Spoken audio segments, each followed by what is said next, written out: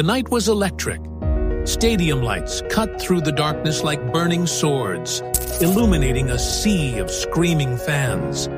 50,000 voices merged into one, chanting the name of America's most adored pop star, Ethan Cross.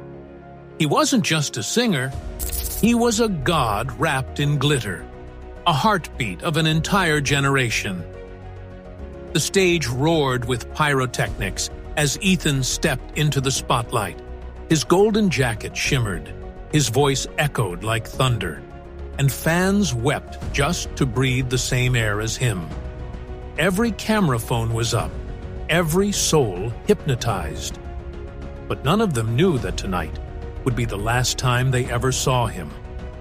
The concert reached its fever pitch.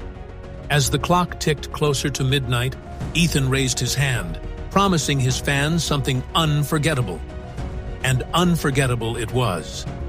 Because when the final note rang out, when the fireworks exploded above, Ethan Cross stepped into the center of the stage and vanished. Not fainted, not collapsed, vanished. In the blink of an eye, his body dissolved into thin air, like smoke swallowed by the wind. His microphone clattered to the ground. The crowd first thought it was a trick, an illusion, some cutting-edge Hollywood stunt. But seconds passed, then minutes, and panic began to spread like fire. Screams filled the stadium. Fans trampled each other trying to escape. Security swarmed the stage, searching for trapdoors, wires, hidden panels. Nothing. Ethan Cross was gone. And that was the beginning of the nightmare. The next morning, the headlines screamed across America. Pop star disappears in front of thousands. No body found. News channels replayed the footage again and again, each frame analyzed by experts. But every time, the same chilling truth surfaced. There was no trick, no illusion. Ethan Cross had simply evaporated. But the true horror wasn't that he disappeared. It was what came after. Because fans who had attended the concert began reporting strange things. Voices in their homes at night. Black figures standing at the foot of their beds. Some even claimed they could still hear Ethan singing. But the voice was twisted, distorted, like something non-human was imitating him. Within days, several fans went missing. Their families would wake up to find nothing but their phones on the bed, still recording as if someone or something had dragged them into the darkness. And each recording ended with the same sound. Ethan's voice whispering, "You followed me. Now you belong to me." The FBI took over the case within hours. Ethan Cross wasn't just a pop star, he was an American icon. His disappearance on live stage in front of thousands wasn't only a tragedy, it was a national mystery. Agents stormed the stadium, digging under the stage, searching every inch for hidden tunnels, wires, or escape routes. Nothing. No dust disturbed, no sign of tampering. It was as if Ethan had been erased by the air itself. The footage was sent to forensic experts. They slowed the video frame by frame. At exactly 11:59:47 p.m., Ethan stood singing, his arms raised. By 11:59:48, his body had thinned into a smoky blur. By 11:59:49, he was gone. And then, the camera microphones picked up something chilling, a whisper. Not the roar of fans, not the echo of music, a whisper, faint, distorted. But when enhanced, it carried 3 words. "I am home." Home? No one understood. Fans online flooded the internet with theories. Some said Ethan had been abducted by aliens. Others claimed it was a demonic pact, finally collecting its price. A few whispered of an urban legend, that long ago, in the heart of Hollywood, a group of stars had bargained their souls for eternal fame. But only for 10 years. After that, they would vanish into the void, claimed by the darkness they served. Ethan's 10 years of fame had ended that night. But the most terrifying part wasn't the whispers, it was the fans themselves. By the end of the first week, dozens of attendees reported night terrors. They described the same dream. Ethan, standing at the end of a long hallway, his golden jacket shimmering, his hand reaching out. But when they moved closer, his face wasn't human. It was stretched, pale, with eyes like hollow pits, and a mouth split too wide, whispering, "Sing with me, forever." Some woke screaming, clawing at their own throats as if choking on invisible smoke. Some never woke at all. Hospitals filled with terrified fans. Doctors couldn't explain the sudden comas. The only link?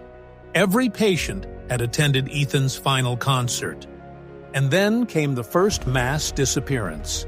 At exactly 3:15 a.m., 1 week after the concert, 27 fans from different cities across the U.S. went missing on the same night. The only evidence left behind? Their phones, still recording, capturing the sound of faint singing. Ethan's voice. But this time, the words weren't his famous lyrics. They were something else, a chant, ancient, inhuman, and it always ended with the same terrifying whisper. "You followed me. Now I own you."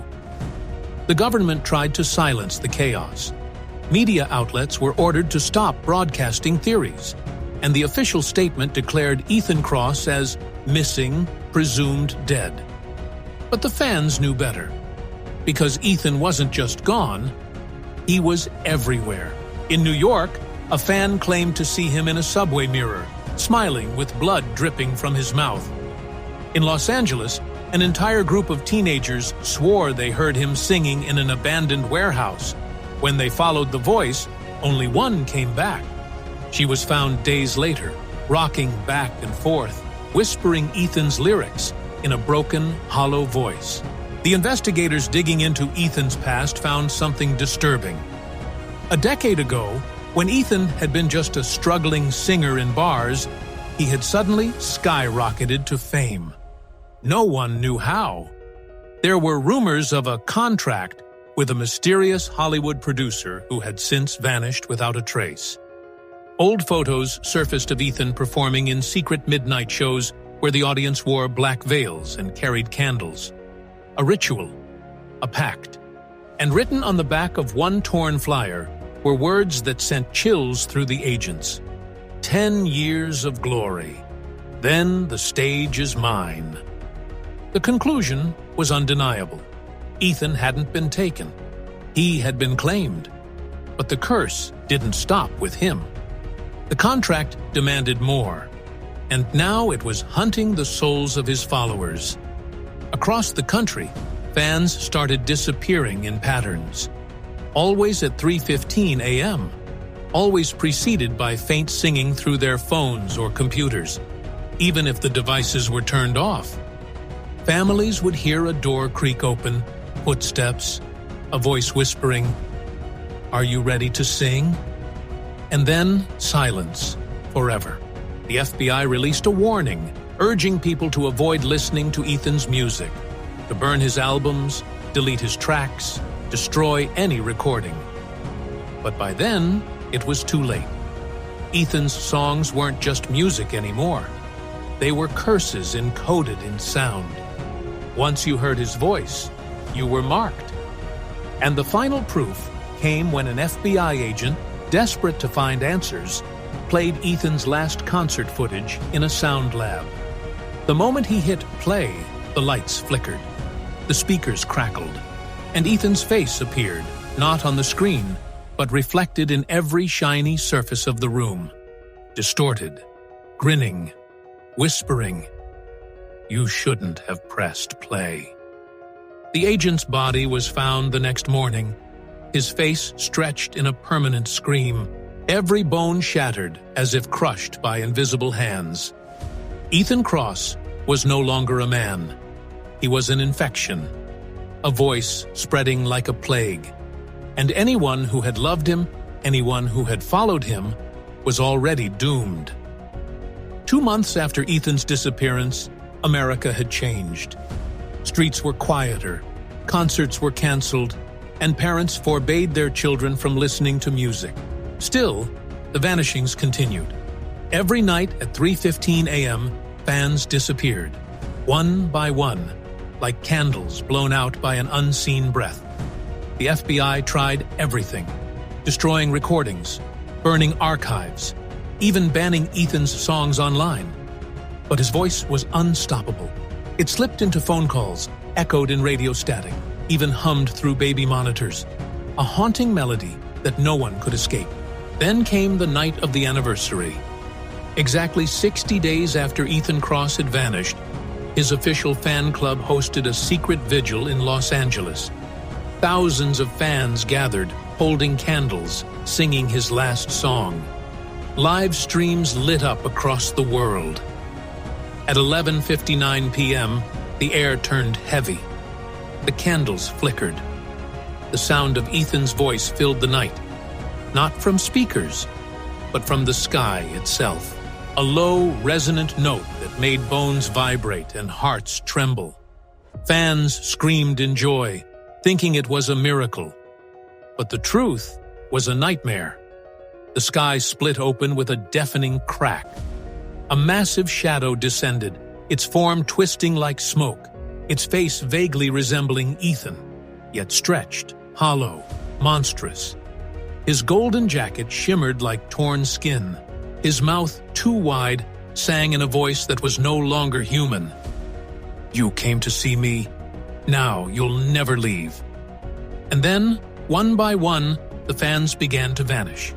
Not run, not fall, vanish.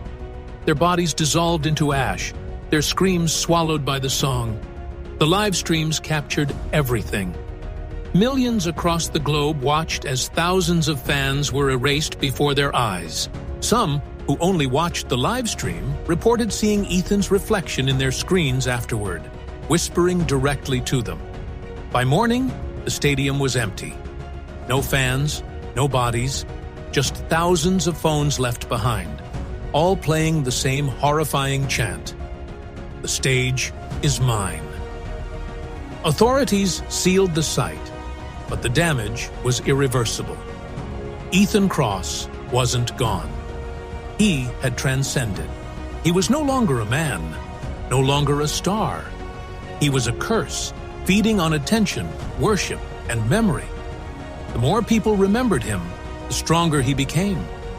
And the scariest part, even if you tried to forget him, his voice still found you, in your dreams, in your mirrors, in the silence between your heartbeats, because Ethan Cross had become eternal, and his audience would never stop growing.